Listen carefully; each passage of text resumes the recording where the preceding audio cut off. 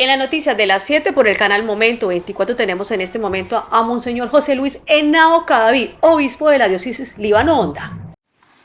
Reciban mi saludo de obispo, padre y pastor. Con el Salmo 30 decimos: en ti, Señor, espero, no quede yo confundido para siempre. Sácame de la red que me han tendido, porque tú eres mi amparo. Señor, te pedimos que nos ampares y protejas en estos tiempos de confinamiento y nos conceda una vida según su voluntad. Por la pandemia hemos vivido un tiempo de confinamiento que aún se prolonga. Este confinamiento nos ha llevado a vivir y practicar la fe y religión según las posibilidades de manera virtual y en el hogar, la pequeña iglesia doméstica. Un tiempo de confinamiento que nos ha permitido vivir en el amor fraterno de manera especial con los miembros de la familia, los más cercanos, y proyectarnos a otros por fuera en la caridad fraterna frente a las dificultades y tribulaciones presentadas por el encierro. No se ha dejado de trabajar en la lucha por la defensa de la vida, de la familia, aunque lamentablemente muchas familias se han visto muy afectadas por la falta de trabajo, de recursos, por el rompimiento de las relaciones de esposos, por las incomprensiones y rabias entre los miembros, tantas situaciones en el día a día que en muchos lugares han hecho pesada la convivencia. Esto es solo un aspecto. La otra cara es que a pesar del encierro se ha vivido una dimensión espiritual muy especial e intensa, porque día a día se ha tenido la oportunidad desde lo virtual celebrar la Eucaristía, tener reflexiones sobre la palabra de Dios, orar especialmente con el Santo Rosario. Todo esto ayuda a una convivencia alegre y en paz y por tanto a una fraternidad que nos dispone al servicio, a la ayuda mutua.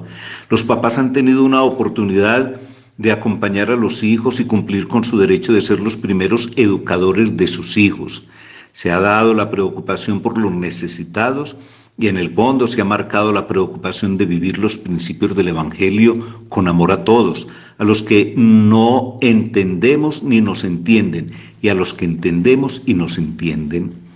Me preocupa cuál es el sentido de pertenencia a la Iglesia, el sentir con la Iglesia y en la Iglesia, ya que por el confinamiento tenemos hoy el peligro de quedarnos con una fe virtual, con una iglesia virtual. Se ha ido desaprendiendo el desplazamiento al templo, a las reuniones parroquiales y fácilmente nos podemos quedar con la costumbre de sintonizar los medios de comunicación. No podemos caer en esto. Nos servimos de las herramientas virtuales y de todos los beneficios que nos aportan, pero debemos ser conscientes de que somos la Iglesia del Señor, comunidad de creyentes, que la parroquia es una comunidad de comunidades y por lo tanto la pequeña iglesia doméstica tiene su dinamismo en la comunión con las otras comunidades, sobre todo en lo que la nueva evangelización nos pide, la formación de pequeñas comunidades, a ejemplo de las primeras comunidades cristianas. Muchos cristianos encuentran a la iglesia como un obstáculo por las normas, las reglas y la estructura. Creen que los asfixia y sugieren entonces vivir algo espontáneo, sin lineamientos. Y el confinamiento fácilmente puede llevar a muchos a pensar así. Pero si lo pensamos bien, no podemos vivir un auténtico cristianismo sin la iglesia fundada por Cristo. Amar a Cristo significa amar a la iglesia. La iglesia existe por Cristo, a fin de continuar su presencia y su misión en el mundo. Cristo es el esposo y el salvador de la iglesia, su fundador y su cabeza. Cuanto más logremos conocer y amar a la iglesia, más cercanos estaremos a Cristo y al reino de los cielos.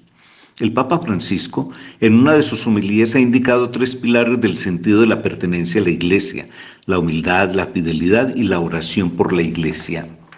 Dice el Papa: el cristiano no es un bautizado que recibe el bautismo y después va por su camino.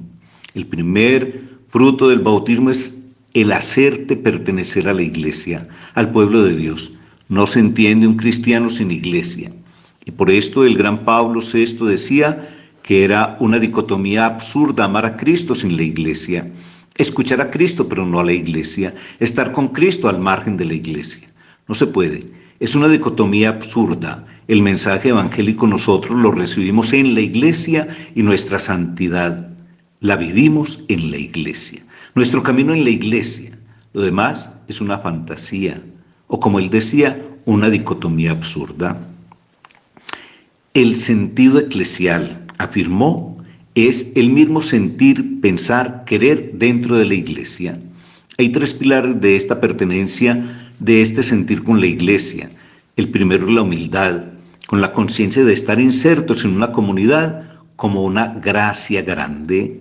Una persona que no es humilde no puede sentir con la iglesia, sentirá lo que a ella o a él le gusta. Y esta humildad se ve en David, el rey, que pregunta: ¿quién soy yo, Señor Dios? ¿Y qué es mi casa? Con esa conciencia de que la historia de la salvación no comenzó con él y no terminará cuando muera. No, es toda una historia de salvación. Yo vengo, el Señor te toma, te hace ir hacia adelante y después te llama y la historia continúa. La historia de la iglesia comenzó antes que nosotros y continuará después de nosotros. Humildad. Somos una pequeña parte de un gran pueblo que va por el camino del Señor. El segundo pilar es la fidelidad, que va vinculada a la obediencia. Fidelidad a la iglesia, fidelidad a sus enseñanzas, fidelidad al credo, fidelidad a la doctrina, custodiar esa doctrina. Humildad y fidelidad. También Pablo VI nos recordaba que nosotros recibimos el mensaje como un don y debemos transmitirlo como un don, pero no como una cosa nuestra. Es un recibido que damos y ser fieles en esa transmisión, ser fieles porque nosotros hemos recibido y debemos dar un evangelio que no es nuestro, que es de Jesús y no debemos, decía él, convertirnos en dueños del evangelio, señores de la doctrina recibida para utilizarla a nuestro placer. El tercer pilar es un servicio particular, rezar por la iglesia.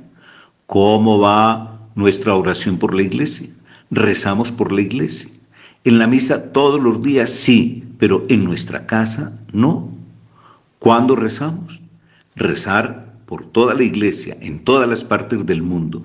Que el Señor nos ayude a ir por este camino para profundizar en nuestra pertenencia a la iglesia y en nuestro sentir con la iglesia.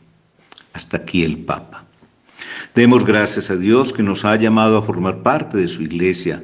Con alegría caminemos como iglesia en el fiel cumplimiento de nuestros compromisos bautismales. Recordemos, somos discípulos misioneros de Jesús.